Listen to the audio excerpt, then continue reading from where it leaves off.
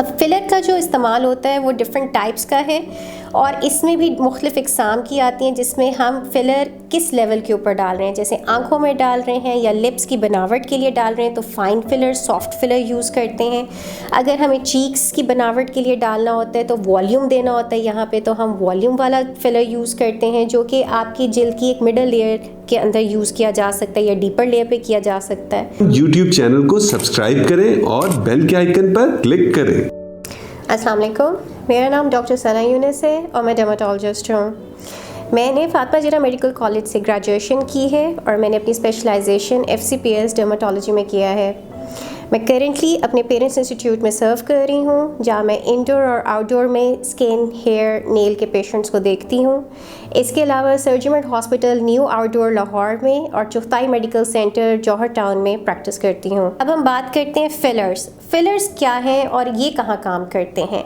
Filler basically fill करते हैं उन जगहों को जहाँ पे हमारा नॉर्मल कभी स्ट्रक्चर जो था वो भरा था और अब वो कम होता महसूस होता है। जैसे विद द टाइम या मे बी वेट ज़्यादा लूज़ करने की वजह से या किसी और वजह से आपका जैसे चीक का वॉल्यूम है वो रिड्यूस हो गया हो या चीक आपका नीचे की तरफ आना शुरू हो गया और यहाँ पे आपको अपना वॉल्यूम ना फील होता हो। वेट बहुत ज़्यादा जो लूज़ करते हैं, बीमार रहते हैं या एजिंग के साथ, आपके ये जो टेम्पोरल साइड्स होती है यहाँ पे अंदर की तरफ धंसती हुई जगह महसूस होती है, जिसे हम टेम्पोरल रिसेशन कहते हैं। आँखों में हल्के ज़्यादा महसूस होते हैं, आँखों में यानी कि हॉलोनेस जिसे हम कहते हैं, गड़े पड़ना शुरू हो जाते हैं जहाँ का वॉल्यूम या स्किन जो है लूज़ हो रही होती है। नेज़ोलेबियल फोल्ड जो हमारी लाफ लाइंस होती हैं, यहाँ की क्रीज़ें प्रोमिनेंट होना शुरू हो जाती हैं। कुछ लोगों को अपनी चेन जो है वो पीछे की तरफ या कम महसूस होती है या उनकी जॉ लाइन ज़्यादा प्रोमिनेंट नहीं होती। ये तमाम मकसद को बनाने के लिए या तो स्ट्रक्चर को बनाने के लिए या वॉल्यूम को भरने के लिए यहाँ पे फिलर्स का यूज़ होता है काम। अब फिलर्स डिफरेंट तरह के होते हैं, इसमें टेम्परेरी या परमानेंट के नाम से भी होता है, जिसमें बेसिकली हाइलुरोनिक एसिड या नॉन हाइलुरोनिक, जिसके अंदर डिफरेंट तरह के और फिलर्स की टाइप्स आ जाती हैं, वो इस्तेमाल किए जाते हैं। अब फिलर का जो इस्तेमाल होता है वो डिफरेंट टाइप्स का है और इसमें भी मुख्तलिफ़ इक़साम की आती हैं, जिसमें हम फिलर किस लेवल के ऊपर डाल रहे हैं। जैसे आँखों में डाल रहे हैं या लिप्स की बनावट के लिए डाल रहे हैं तो fine filler, soft filler use करते हैं। अगर हमें चीक्स की बनावट के लिए डालना होता है तो वॉल्यूम देना होता है यहाँ पे, तो हम वॉल्यूम वाला फिलर यूज़ करते हैं, जो कि आपकी जिल्द की एक मिडल लेयर के अंदर यूज़ किया जा सकता है या डीपर लेयर पे किया जा सकता है। जहाँ हमें स्ट्रक्चर को ज़्यादा डेफिनेशन देनी होती है, यानी कि उसको ज़्यादा डिफ़ाइन करना होता है, जैसे किसी की जॉ लाइन प्रोमिनेंट नहीं है या चिन का मसला है या नोज़ में बम्प्स हैं, उनको करेक्ट करना चाह रहे हैं, तो वहाँ पे हम डीप फिलर लगा रहे होते हैं।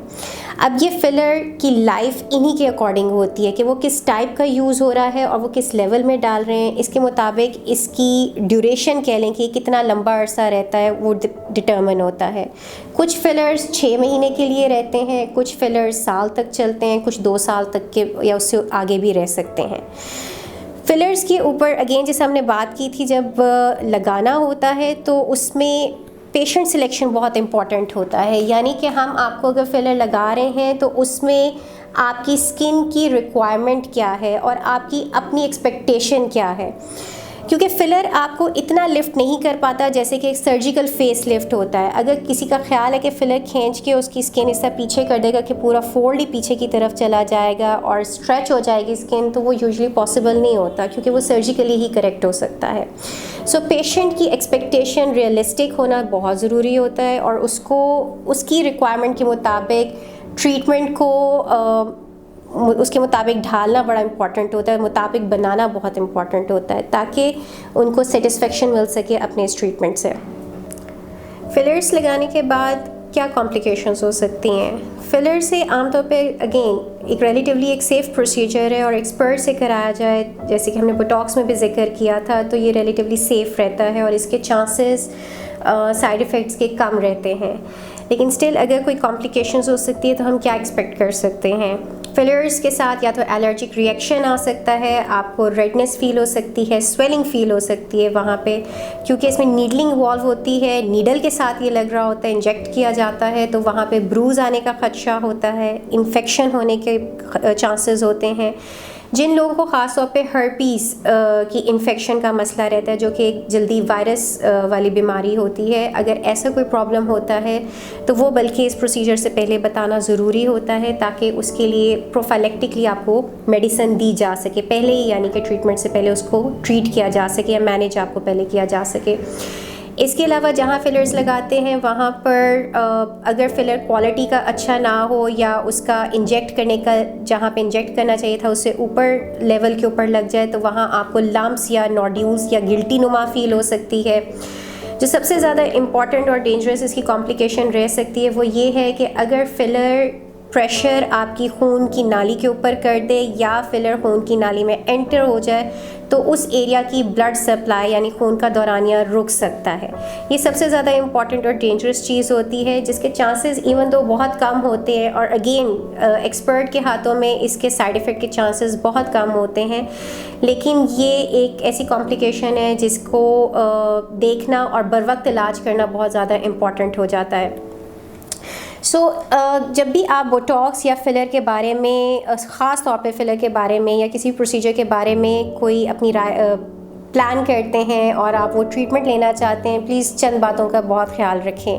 एक तो आपने अपने प्रैक्टिशनर, डर्माटोलॉजिस्ट, जिससे भी आप ये लगवा रहे हैं, ख़ास तौर पे जो इस चीज़ के लिए एक्सपर्ट हों, उनकी आपने ये ज़रूर देखनी है कि उनकी एक्सपर्टीज़ इस ट्रीटमेंट को लेकर ज़रूर हो, क्योंकि इसको सिर्फ लगाना ही कमाल नहीं है। वो तो हम अक्सर यूट्यूब पे भी देखते हैं कि एक नीडल पकड़ के यहाँ लगा दीजिए, एनहांस हो गया। काम सिर्फ इतना नहीं होता है, डेफिनेटली एक आर्टिस्टिक तरीका भी होता है जिसके अंदर आप पूरी उसकी इम्प्रूवमेंट, अपीयरेंस को, एक इंसानी चेहरे की अपीयरेंस को कैसे इम्प्रूव कर सकते हैं, वो एक्सपर्टीज़ भी होती है। लेकिन इसके साथ नॉलेज होना बहुत इम्पॉर्टेंट होता है, जिसमें आपके फेस पे कहाँ पे मसल्स हैं, कहाँ पे आपकी ब्लड वेसल्स हैं, कौन से आपके डेंजर एरिया हैं जिनको प्रोटेक्ट करना है, और किस तरह से कौन सा मटेरियल कहाँ पे लगाना है, ये सारी नॉलेज होनी बहुत इम्पॉर्टेंट है।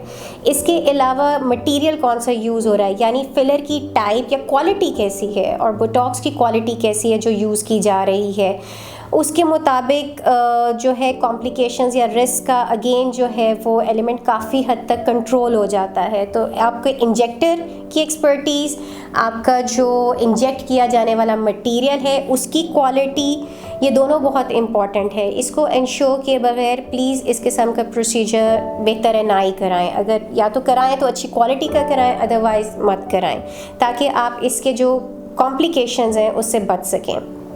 अगर आपको लगता है कि आपको बोटॉक्स या फिलर्स रिगार्डिंग, एंटी एजिंग की ट्रीटमेंट के रिगार्डिंग मेरी गाइडेंस की या मेरी हेल्प की ज़रूरत है, या स्किन, हेयर, नेल या एस्थेटिक के किसी भी प्रॉब्लम के रिगार्डिंग आप मुझसे डील करना चाहते हैं, तो आप मरहम के प्लेटफॉर्म के through Surgimed hospital, new outdoor और Chughtai medical centre, Johar town में मेरी अपॉइंटमेंट बुक कर सकते हैं, and I will be more than happy to help you out. Thank you very much.